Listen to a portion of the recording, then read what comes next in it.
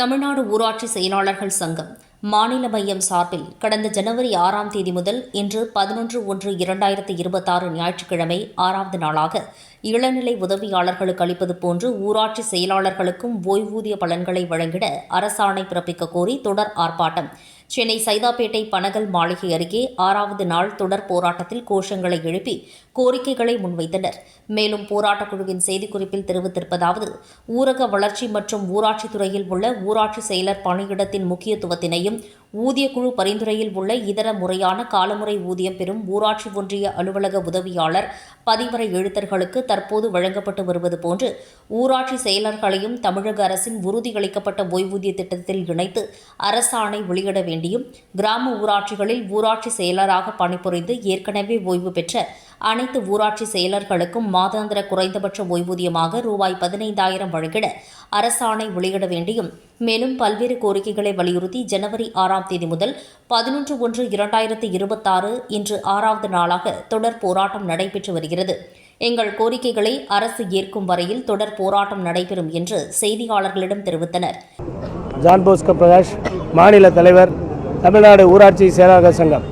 தமிழகத்திலே 12,525 கிராம ஊராட்சியிலே பணியாற்றி வருகின்ற கிராம ஊராட்சி செயலர்களுக்கு அற்பமான சொற்பமான மாதாந்திர ஓய்வூதியம் ரூபாய் 2,000 மட்டுமே வழங்கப்பட்டு வருகிறது. இந்த 2,000 என்பது ஏற்கனவே நாங்கள் சிறப்பு காலமுறை ஊதிய கட்டிலே நாங்கள் பணி செய்த பொழுது வழங்கப்பட்ட 2,000. 2018ஆம் ஆண்டு முதல் நாங்கள் தொடர்ந்து காலமுறை ஊதிய கட்டில் இருக்கிறோம். அப்போ காலமுறை ஊதிய கட்டில் 15,900, 50,400 என்று வாங்கக்கூடிய அந்த ஊதியத்தில் தமிழ்நாட்டில் பிற அரசு பணியாக என்ன வாங்குகிறார்களோ அது எங்களுக்கு பொருந்த வேண்டும். பொருந்தும் உங்களுக்கு என்று ஆணையரகம் சொல்கிறது, எங்களுடைய கூடுதல் தலைமைச் செயலர் சொல்கிறார். பொருந்தக்கூடிய விஷயம் நியாயமான விஷயம் என்று சொல்லுகிறார்கள். அப்போ நியாயமான விஷயத்தை செய்வதற்கு கால அவகாசம் கேட்கிறார்கள்.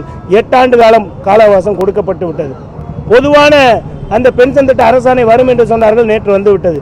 இனியும் அவர்களை எதையும் தடுக்காது என்று நினைக்கின்றேன். உடனடியாக தமிழ்நாட்டில் பணியாற்றுகின்ற ஊராட்சி செயலர்களை தமிழக அரசின் உறுதியளிக்கப்பட்ட ஓய்வூதிய திட்டத்தில் இணைத்திட வேண்டும் என்று சொல்லி நாங்கள் இன்றைக்கு 6ஆம் நாளாக போராட்டம் நடத்துகிறோம். தொடர்ந்து எங்களுடைய போராட்டம் அரசாணை வெளியிடும் வரை நாங்கள் போராடுவோம். எங்களுடைய நோக்கம் இங்கு பேச்சுவார்த்தைக்கு வருவதல்ல.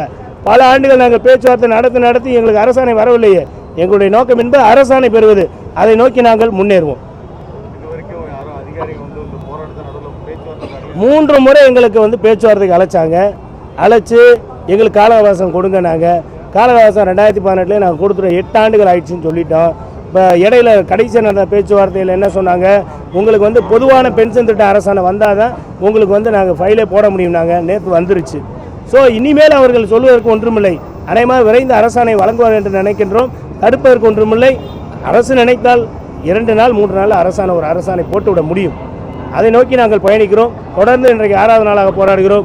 60 நாட்கள் ஆனாலும் எங்களுடைய முயற்சி தொடரும். இல்லை, மத்திய அரசுக்கு இதுக்கு என்ன இருக்குது? தமிழ்நாடு அரசோட மத்திய அரசு மாநில அரசு திட்டங்கள் நாங்கள் செயல்படுத்துகிறோம். அது தவிர மத்திய அரசுக்கு எங்களுக்கு என்ன இருக்குது? அவங்க எய்டட்டு தனியாக தர்றாங்க, அது வேறு. போராட்டத்துக்கு அது அரசாணை நேற்று தானே வெளியிட்டிருக்காங்க. அதனால இப்போ அதிகாரிகளுக்கு கூப்பிட நம்பிக்கை இருக்கா? கூப்பிட்டு என்னங்க செய்கிறது? எங்களுக்கு அரசாணை வேணும்னு சொல்லிட்டு கூப்பிட்டு பேசுறது நாங்கள் வரல. அதை 8 வருஷமாக செஞ்சுட்டு தானே இருக்கோம். அரசாணையில் உங்கள் இதெல்லாம் இல்லை, இதை தான் நாங்கள் சொல்லிகிட்டு இருக்கோம். அது வரலன்னு தானே சொல்லிகிட்டு இருக்கோம். இந்த கைட்லைனில் என்ன சொல்லுவாங்க, பஞ்சாயத்து செக்ரட்டரி அந்த சிறப்பு கால முறை ஊதியத்தில் இருந்தப்போ கொடுக்கப்பட்ட அந்த 2,000, 5,000 அல்ல 7,750 ரூபாயை உயர்த்திட்டோம், போயிட்டு வாங்கம்பாங்க. அதுவல்ல, எங்களுடைய எலிஜிபிலிட்டி என்ன, எங்களுடைய தகுதி என்ன?